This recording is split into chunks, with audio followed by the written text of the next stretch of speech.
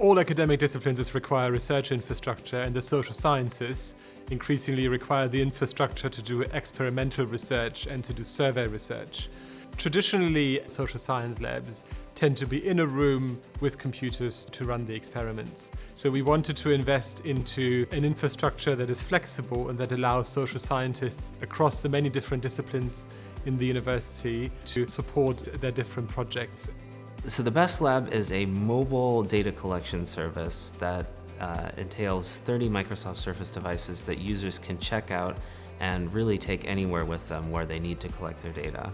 The purpose of the lab is to encourage interdisciplinary research as much as possible. And we chose the Surface Pro devices specifically because of the functionality and the flexibility. It allows us to be able to record responses from a wide variety of people in a wide variety of circumstances to which other devices wouldn't allow us access to. We have a number of colleagues in agriculture and in international development who are conducting experimental work abroad in developing countries, very often in rural settings.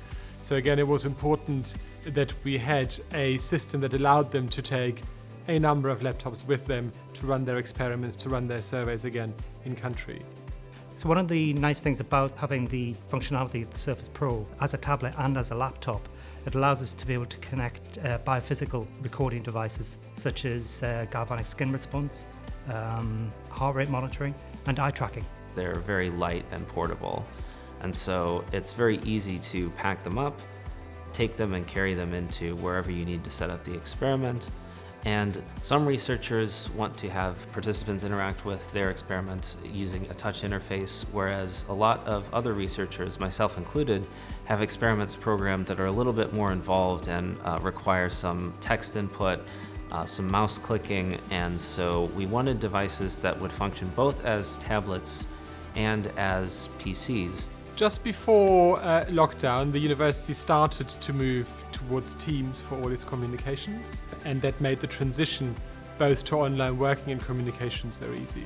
So in addition to the physical infrastructure itself, we also have a Microsoft Teams group where users can submit requests to conduct a study. They can see when the lab's resources are free using the Teams calendar.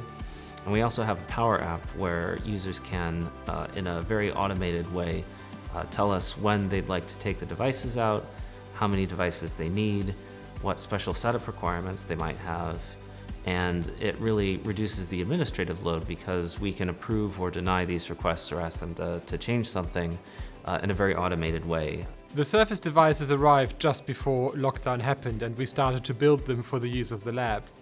Of course, when lockdown happened, we had a number of colleagues who are now working from home didn't have the right equipment because they work with desktops in their offices or shared equipment. We know of examples of students who had to access their readings or contact their tutors through their phone on a very small screen. So we suddenly had at least a bank of devices that we could give to colleagues and students to support them in their learning.